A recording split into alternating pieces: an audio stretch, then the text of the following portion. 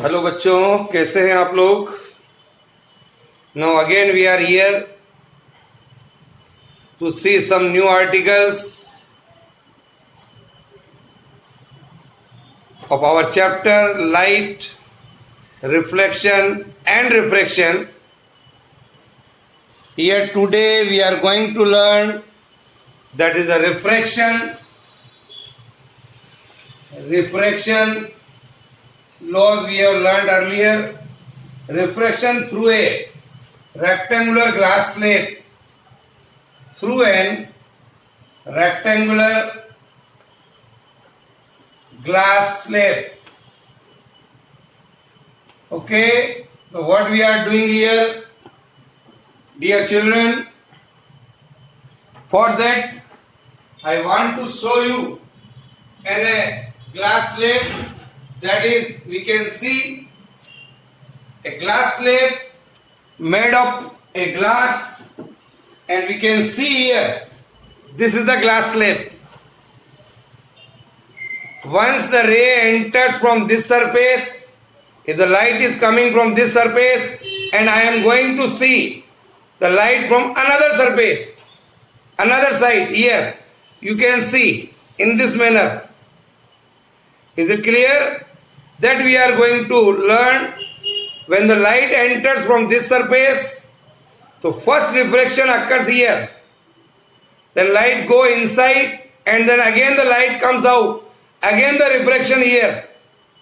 So we are going to learn refraction through a rectangular glass slate. So let us see how it occurs. So dear children, suppose the rectangular glass, I am going to draw a diagram here. Say this is the rectangular glass slate. Here it is the glass slate. Now say this is K, this is L, this is M and this is N. This is the rectangular glass slate. A ray of light traveling in air, this is our air medium, this is our glass medium, this is our air medium again. The ray of light traveling in air along AB, suppose this is the light coming here, AB. This is our incident ray. Falls on the face KL of our glass slab at a point B. Say here it is the normal. This normal, say N1 and here is N1 dash. Here the angle of incidence which measures from the normal, always remember angle should be measured from the normal, say angle of incidence I1. This angle of incidence is called I1. So I can write angle N1 BA is called I1, angle I1. This is angle of incidence. This is angle of incidence. As the ray is going from rarer medium to the denser medium, air is called rarer medium. This is called denser medium. So when the ray is coming from rarer to the denser medium, it bends towards the normal. That is, I can say here, that is going like this, in this manner, and strike on this surface NM at a point C. Again we draw here the normal, that is N2, here it is N2 dash. It bends towards the normal N1 B N1 dash and goes along PC at an angle of refraction R1. Here it is R1. That is angle CBN1 dash. CBN1 dash, that is called angle of refraction R1. Draw here. This is R1. Then according to the Snell's law, sine of I1 divided by sine of R1. Here it is I1. That is equal to refractive index of glass divided by refractive index of air, that we know. Here it is the air, glass and air. Refractive index here is Na. Here the refractive index is Ng. At the point C, on the boundary Mn of glass slab, light is leaving and entering into the air, is moving from denser to the rarer medium. So second refraction occurs. First refraction here, B point. Second refraction occurs at the point C, and the ray emerges along CD. Say like this. It will bend away from the normal. Now say here the angle R2. This angle here is R2. Okay? And here the angle of emergent called E. So CD is the emergent ray. CD is the emergent ray. Here. This is CD. After suffering two refraction, on passing through a rectangular glass slab, one is here and another one is here. So second refraction at C. So we can say BC serves as an incident ray. So angle N2 CB. You can see here N2 CB.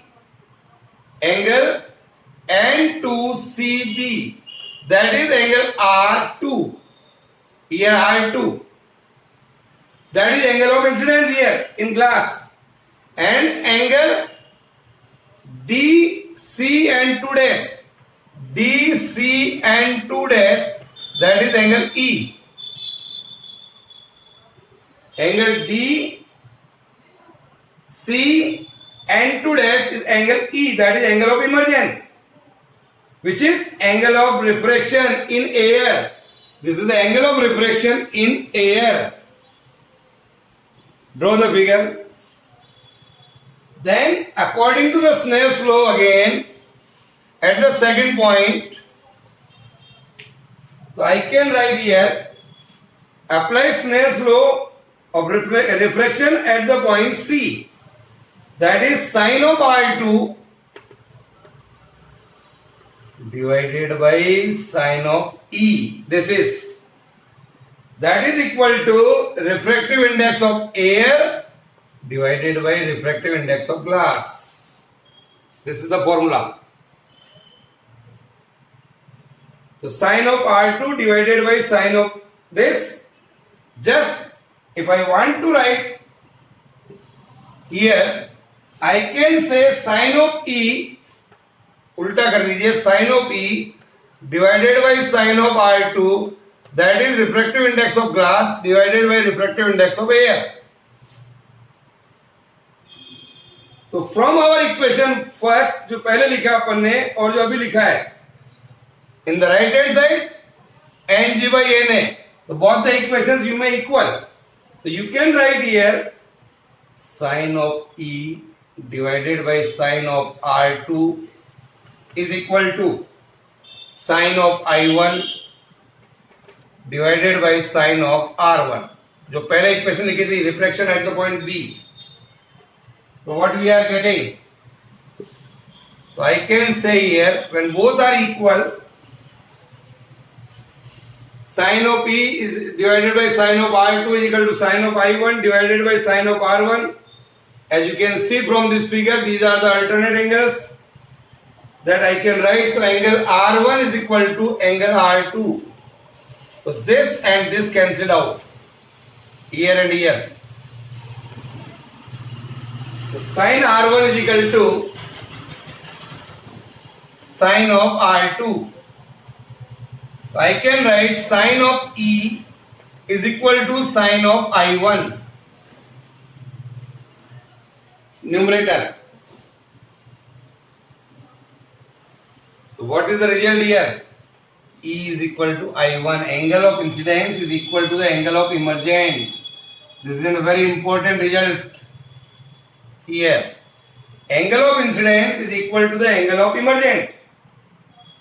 The angle of emergence at the second boundary MN of a glass slab is equal to the angle of incidence I1 at the first boundary KL.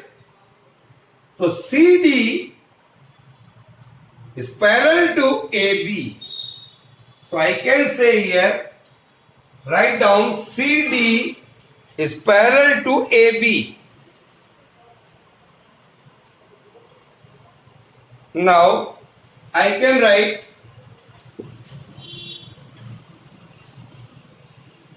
CD is parallel to AB here. So light emerges from rectangular glass slab. The important result came out. Light,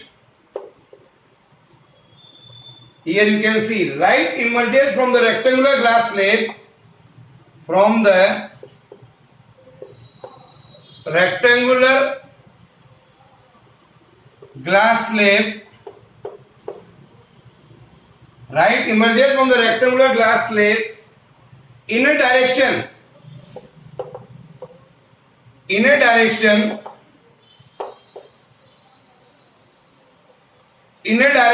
parallel to that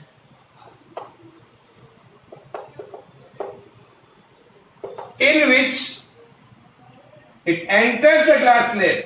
It enters the glass slab. Write down. So what I call here, light emerges from rectangular glass slab in a direction parallel to that in which it entered the glass slab. Now, one thing I also want to clear here. What do you mean by lateral displacement? So here I am going to explain a lateral displacement. Here, what is lateral displacement? Lateral displacement. Here,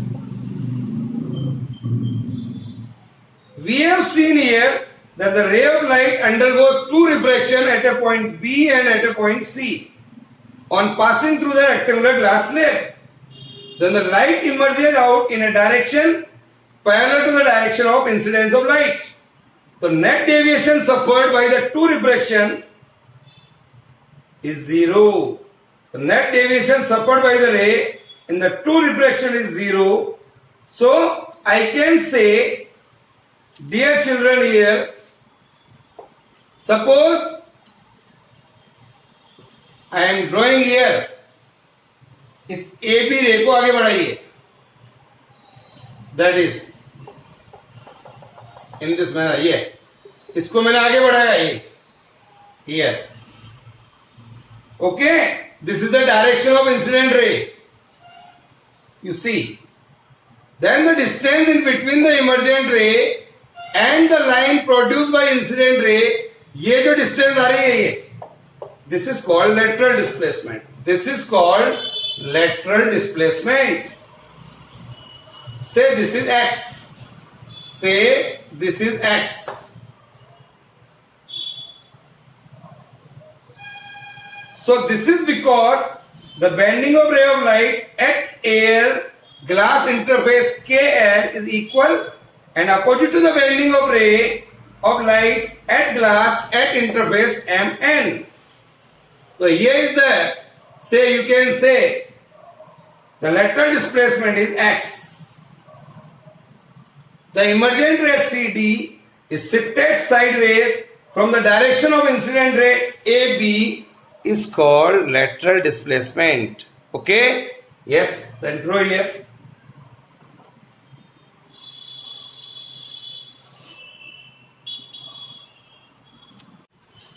Now, we are going to see the another part of this chapter, that is spherical lenses. That is spherical lenses. Dear children, some of us inspectors for reading, we often find that while we are reading we use specs. Okay. So I can say here spherical lenses. Spherical lenses. What is that? Dear children, see this here. It is a one kind of lens. Just I am going to explain here. It is thick in the middle and thin at the edges. Similarly, it is in another lens. It is also thick in the middle and thin at the edge. Now, so some of us specs for reading, we often find that watchmakers also use a lens. The watchmakers, jewelers are also using that lens used by the watchmaker or jewelers is called magnifying glass. What is that? That is called magnifying glass. Magnifying glass. Here. The glass used in spectacles and in magnifying small parts are some of the examples of lenses that we are going to explain here. So what is that? A spherical lens is a piece of transparent reflecting material. Transparent refracting material. Transparent refracting materials usually glass के ही लेते हैं. Usually made up of glass. It may be of plastic also, which is bound by the two surface. Which is bound by the two surface. Which is bound by the two surface. Often both the surface of lens are spherical. Both the surface of the lens are spherical. That is called spherical lens. So here I am going to clarify that is a spherical lens are of two types here. First one, that is convex lens. That is also called converging lens. This is also called converging lens. And another type of lens, that is concave lens or diverging lens. So what is this? Here the lens which we saw just now, it is thick in the middle, thin at the edge. This type of lens is called convex lens. The another type of lens which is thin in the middle and thick at the edge, that is called concave lens. Just we are going to draw a figure here. So here I can say the convex lens is something like this here. A concave lens, it is something like this here. Say this. So what are the observations made here? Convex lens, such a lens that is thick at the center and thick at the edge. Say this is P and this is Q. This is called convex lens. Here, say this is P dash and this is Q dash. In a convex lens, the two surfaces P and Q binding the lens are called convex lens, having their own center of curvature. While that the convex lens is also called converging lens because it converges the ray of light falling on it. We will see later on. Similarly, such a lens which is thick at the edge here and thin at the center. Thick at the edge, you can see here and thin at the center. That type of lens is called concave lens. The two surfaces P dash and Q dash binding the lens are called concave lens, that is curved inwards, that is bulged outwards. So these are the difference. Okay, a concave lens is also called diverging lens because it diverges the ray of light falling on it. It converges the ray of light falling on it. So this is a big difference. In our next module, we will see some definitions related to the lens, then focus, focal length, and many other things. Okay, bye.